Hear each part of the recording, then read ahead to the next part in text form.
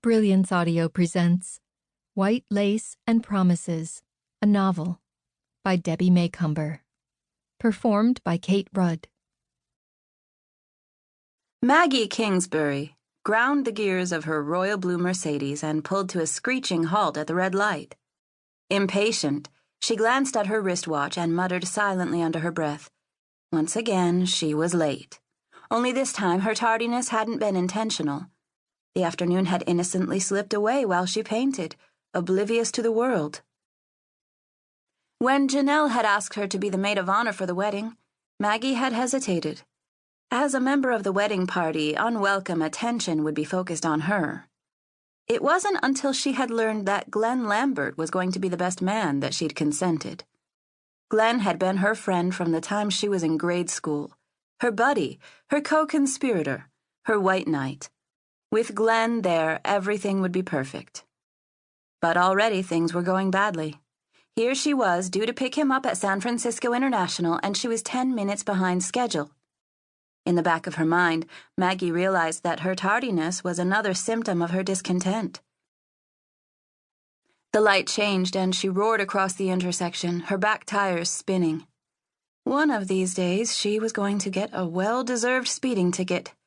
But not today, she prayed. Please not today. Her painting smock was smudged with a full spectrum of rainbow colors.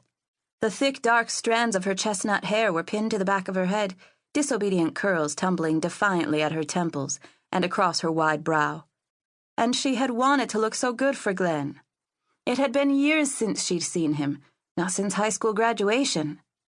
In the beginning, they had corresponded back and forth, but soon they'd each become involved with college and had formed a new set of friends. Their texts and emails had dwindled, and as often happens, their communication became a chatty note on a Christmas card. Steve and Janelle had kept her updated with what had been going on in Glenn's life, and from what she understood, he was a successful stockbroker in Charleston. It sounded like a job he would manage well.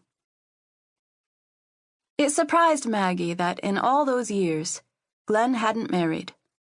At 29 and 30, they were the only two of their small high school graduation class who hadn't.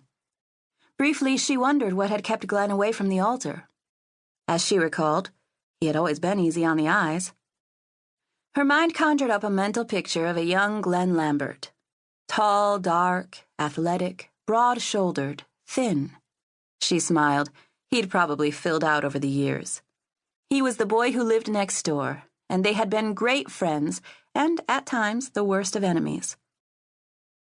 Once in the 6th grade, Glenn had stolen her diary and, as a joke, made copies and sold them to the boys in their class. After he found her crying, he had spent weeks trying to make it up to her. Years later, his patience had gotten her a passing grade in chemistry, and she had fixed him up with a date for the junior-senior prom. Arriving at the airport, Maggie followed the freeway signs that directed her to the passenger pickup area. Almost immediately, she sighted Glenn standing beside his luggage, watching the traffic for a familiar face. A slow smile blossomed across her lips until it hovered at a grin. Glenn had hardly changed, and yet he was completely different. He was taller than she remembered, with those familiar broad shoulders now covered by a heather blue blazer instead of a faded football jersey.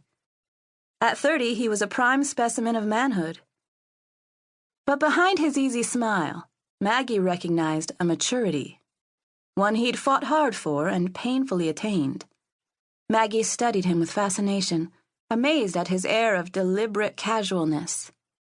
He knew about her inheritance. Of course he knew. Steve would have told him. Involuntarily, her fingers tightened around the steering wheel as a sense of regret settled over her. As much as she would have liked to, Maggie couldn't go back to being a carefree schoolgirl.